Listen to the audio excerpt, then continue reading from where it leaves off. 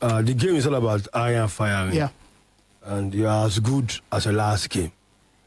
Yes, the game is about hiring and firing. But you're as good as your last game might be in context. Okay. There are managers that cannot be sacked. It's also in context. There are managers. I just mentioned Roberto Di Matteo. I mentioned Carlo Ancelotti. I mean, Carlo Ancelotti is actually one of the finest managers we've had in football. I mean, he was sacked at Real Madrid in 2015. Carlo Ancelotti has been sacked at almost every club he has managed, except PSG. Okay. Parma, Juventus. Okay, maybe AC Milan. AC Milan. Maybe it wasn't sacked. I think maybe it wasn't sacked at AC Milan. I'm not so sure. Chelsea. Yeah, sacked. he was sacked at Chelsea. Real Madrid. Everton. Did he resign at Everton? No, I think he left Everton for Real Madrid. He was sacked. It was at Napoli at a point in time. Yeah. Yes. I think he was sacked before going to Everton. So if you are talking about managers who are not sackable, number one, Ancelotti is off it. I always said it. The only thing that kept Ancelotti in the So when job. you say not sackable, what do you mean? They cannot be sacked. So this is it. So what makes them special? Now, in some instances, for instance, let me just do a breakdown. There are managers in which they become the institution of the club. Okay. They are employed, but they become the institution and the structure of the club. There are only 3 managers. I don't want to go into 60, 70. Let me come to the one that we can relate with. Yeah? There are only 3 managers that became the institution and the structure of the club. And I will limit it to top 5 leagues. Okay. I don't want to go to Malta, Portugal, and the first person was Alex Ferguson. Okay. It was unsackable. In fact, after winning the league in 2002, Arsenal won the league at Old Trafford. Steven Whittle scored the only goal. 1-0. They lost the league. 2002-2003, he came back and won the league. When Jose Mourinho came, it was his wife asked him, because there were rumors. United were not finding it easy. It was tough. In fact, that team was a going team till they became a force in 2006-2007. Okay. And there were rumors, is he going to leave? This and that. His wife asked him, are you going to retire as well? The rumors were, can Ferguson, because it was becoming bad. Ferguson didn't resign. And United did not sack him till he came back the players and he went on a roll. Okay. That was number one. Number two was Arsene Wenger. Wenger became an institution and a structure at Arsenal. I mean, but for Arsene Wenger, we know in 2018 that he said he was leaving. There was so much pressure from the fans. I mean, he was not sacked, but he left because he knew that the fans were not happy. No, you read situations. Yeah.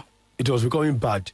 But don't forget that they told him that he should just leave or else they will sack him. Don't forget that it has already been bad. It's not that 2018 was when it was bad. It has been bad. Arsenal went for 9 years without winning a trophy. From 2005 to 2014, they didn't win anything. The last time Arsenal had a great shout was after the unbeaten and possibly the FA Cup in 2005. Since then, it was Shamboli, Kanola Balu, and still. So they left Arsene Wenger. They left him. It was unsackable till he left. Despite the bad results. Yes. The third person who has become an institution, a structure, is Pep Guardiola. Guardiola has taken City to a height. They have, in fact, now. So you think he can't be sacked? Just let me learn first. The 2 managers I've mentioned. Okay, Arsene Wenger and Alex Ferguson. They took United and Arsenal to a position they've never been before. We might talk about United in the 60s, blah blah blah. But what Ferguson did and overtook Liverpool's record in the Premier League was something United never saw coming. Arsenal has never been as force under Wenger ever in their history, even till now. Okay. The best time under of Arsenal's years was under Wenger. That was becoming an institution and a structure. Manchester City, the greatest they've ever achieved, was under Pep Guardiola. Okay. It has become an institution and a structure.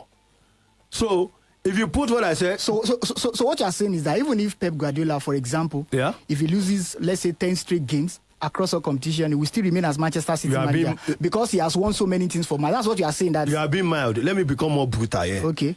If Manchester City finish 15th in the league and doesn't win anything again this season... So you think that Pep Guardiola will still remain as their manager? Nobody's sacking Pep Guardiola. Why?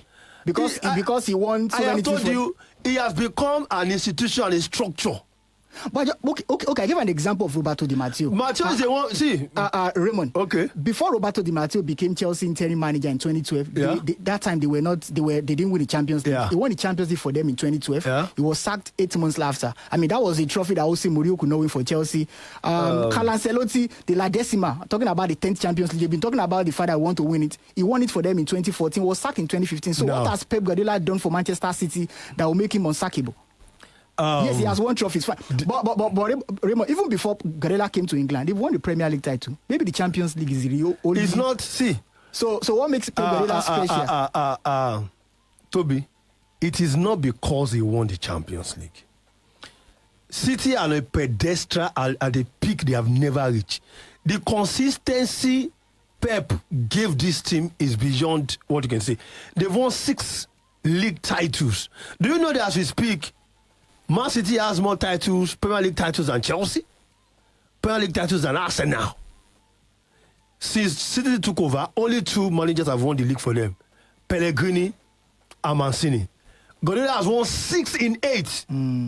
So for you right now, because not just that, he won a domestic treble, won 4 league titles on the tour, won everything any big club in the world has ever won. City has won it. True. Pep Guardiola, he has become the structure. Okay, but Raymond, so I'm asking you right now. Yeah. So you think that it won't get to a point that the owners of Man City will say, "Wow, his position has become untenable." It is because Manchester City, they have a standard. I think they have a standard. No, they don't. No, they have a standard. No, they don't have a standard. So you're saying that you will get City back to the pre-20 when they were finishing 15, 16. That's the issue with when you become an institution. The standard of City was set by Pep Guardiola. Is actually Pep Guardiola. And this is it. What happened to United, City also should prepare for it, because I know Guardiola might not last just 10 years. As Guardiola is going, they need to, number one, start planning for the future. And also, anyone that is coming, don't put him on the pressure of you are going to achieve what. Pep is a lunatic genius. I'll use that word. He's a lunatic. You don't need to like him. I know many Premier League fans. You don't like him? Rivals don't like him. Okay. But he's a lunatic genius. Now, if you have it at the back of your mind that Pep will be sacked this season, erase it. And the thing is, how do you think it cannot become worse for Pep? That he will not finish in the top 4. That he will not finish. It's not about finishing in the top 4. I'm talking about 15 position. It cannot be worse for Pep and become an Arteta or become an Eric Ten Hag. Okay. Even Liverpool found it hard to sack Jurgen Klopp. Okay. Do you know? Okay.